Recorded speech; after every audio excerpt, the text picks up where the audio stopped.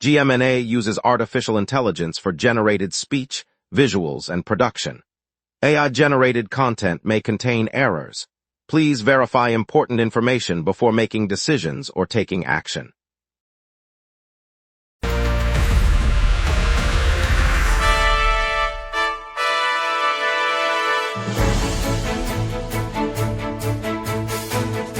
Live from the GMNA.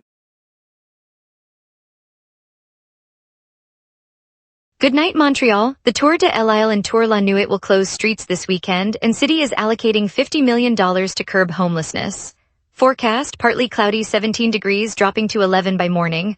Former Canadian star Jaroslav Halak will light Bell Centre torch. Jeff Laflamme, I know you've got thoughts on this. The Canadiens' backup goalie popped into Burness Bakery this morning, surprising the staff and fans alike just before his birthday celebrations began. I heard he even signed a dozen pastries, turning croissants into collectible memorabilia. Talk about scoring a sweet goal off the ice and into the oven. It's a clever community outreach. Fans love seeing their heroes in everyday spots, and local businesses get a boost when a sports figure drops by unexpectedly.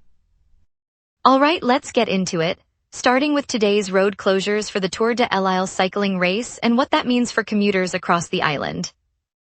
Good night, Montreal. We're starting with our top stories tonight. If you're planning on driving around Montreal this weekend, you'll want to check your route first. The organizers of the Tour de l'Île and Tour La Nuit cycling events are announcing temporary road closures for the upcoming weekend of May 29th to 31st, 2026. Multiple streets across the city will be affected as thousands of cyclists make their way through. The closures are necessary to protect both participants and spectators during the events. The Tour de l'Île and Tour La Nuit are two major races that will bring a lot of excitement to the city, and with that comes some traffic disruptions. It's a good idea to plan ahead and check for closures before you head out. The road closures will help ensure a safe and enjoyable experience for everyone involved. A recent report from the Montreal Housing Authority has revealed a disturbing trend in the city's social housing sector. Released on May 28, 2026, the report indicates that a large number of social housing apartments are in a state of disrepair. Throughout Montreal, social housing complexes are struggling with deteriorating conditions, leaving many residents to wait for repairs that have been promised for years.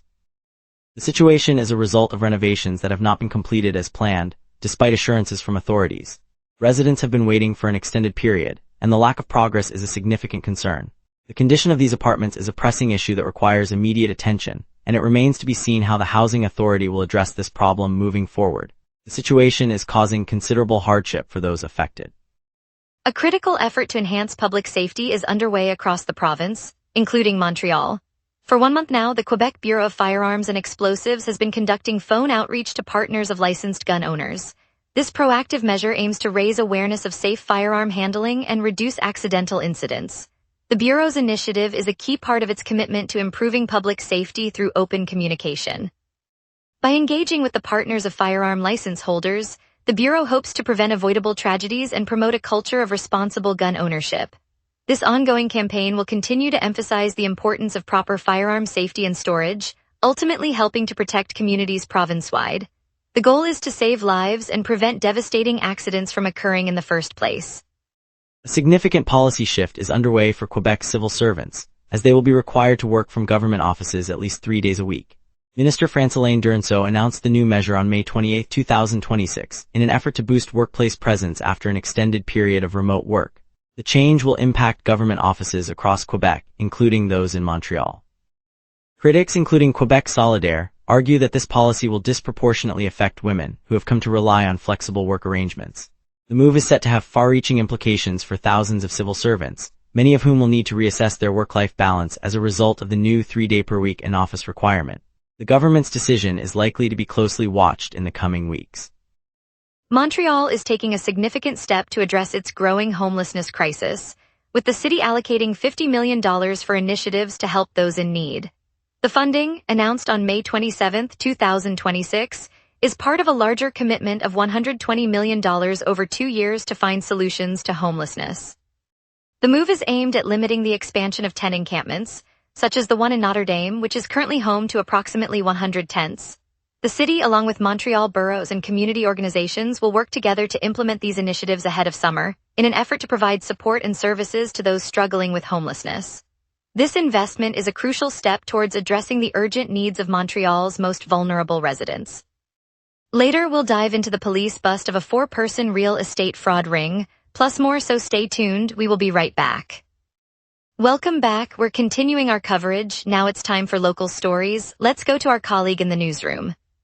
Montreal residents are being warned about a disturbing real estate fraud scheme that has led to the arrest of 4 individuals, including a notary and a construction entrepreneur, along with 2 accomplices. On May 28, 2026, Montreal police detained these suspects on charges of fraudulent property transactions. The alleged scheme involved falsified paperwork to take ownership of residents' homes, ultimately displacing homeowners to seize properties.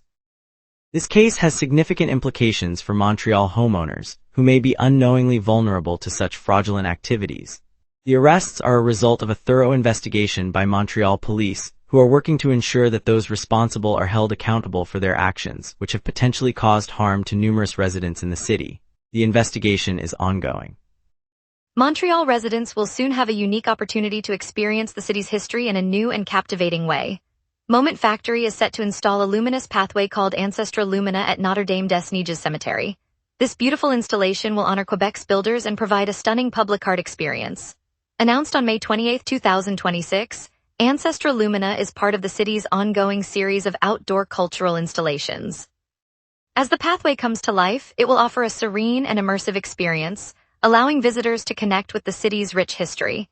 The installation will undoubtedly become a must-see destination for locals and visitors alike, showcasing the beauty of Montreal's cultural heritage in a truly innovative way and creating a sense of community among those who experience it.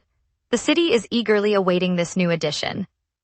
Théâtre des Jardins is set to host its inaugural benefit concert, Le Grand Variété, on June 4th, and it promises to be a night to remember. The event, announced on May 26, will bring together talented performers for a fundraising concert to support the theater's mission. As the theater's first large-scale benefit, it's a significant moment for this Montreal institution. The goal is to raise funds for the theater's operations and development, ensuring it can continue to offer a wide range of productions to the community. On June 4th, Montreal residents will have the chance to enjoy a great show while giving back to their local theater. It's a unique opportunity to make a difference in the city's vibrant arts scene, and tickets are expected to be in high demand. The event will be held at Théâtre des Jardins in Montreal. If you're a regular bike commuter or pedestrian in downtown Montreal, you'll want to plan ahead. The bike lane and sidewalk on René Lévesque Street are now closed for construction. The Commission des Services Électriques and the City of Montreal made the announcement on May 27th, and the closure is already in effect. The work is needed to accommodate construction on the former Radio-Canada Tower. Pedestrians will still have access to a narrow corridor, and cyclists will need to use detour routes such as Maisonneuve or dismount and walk. This closure will likely impact your daily routine, so be sure to leave a little extra time to get where you're going. Alternate routes are in place to help minimize the disruption. A major overhaul of the provincial government's information technology systems is set to impact 18,000 state employees across Quebec, including those working in Montreal. The reform proposal, announced by Minister Francelaine Durnsault on May 28, 2026, aims to address long-standing technology problems that have plagued government offices for years. The move is intended to improve efficiency and resolve persistent tech issues that have hindered the work of civil servants. This initiative follows years of complaints about outdated systems across the provincial administration, and its implementation will be closely watched by Montreal residents who interact with government services on a daily basis. The proposed reform is expected to bring much-needed modernization to Quebec's government offices, and its success will have a direct impact on the delivery of public services in the province. Now let's get a quick look at tonight's forecast, coming up with the weather team. It's partly cloudy right now with a temperature of 17 degrees Celsius, feeling just like 17 degrees Celsius, a very comfortable evening ahead. The rest of the night will see partly cloudy skies with a low of 11 degrees Celsius by tomorrow morning. Sunset was at 20:31, a bit earlier than we've been seeing lately. A nice long day today. Winds are coming in from the northwest at a gentle 8 kilometers per hour, not too noticeable. The UV index was at 4 today, so no need to worry about extra sun protection for now. As we look ahead, let's take a look at the 5-day forecast. The 5-day outlook shows a bit of a cool down for tomorrow, with highs reaching 17 degrees Celsius under overcast skies and a chance of rain, a big change from today. Saturday will be similar, with overcast skies and highs of 16 degrees Celsius. Sunday will see a bit of a warm-up, with highs of 19 degrees Celsius and a chance of rain, a nice rebound from the cooler weekend. Monday will be mostly clear, with highs of 19 degrees Celsius again, a lovely way to start the week, and just a slight chance of rain, making for a pleasant few days ahead. Coming up, traffic updates, a look at today's top events, and a quick sports check as the season heats up. We will be right back. The Montreal Canadiens are out of the playoffs, so we turn our attention to other local teams.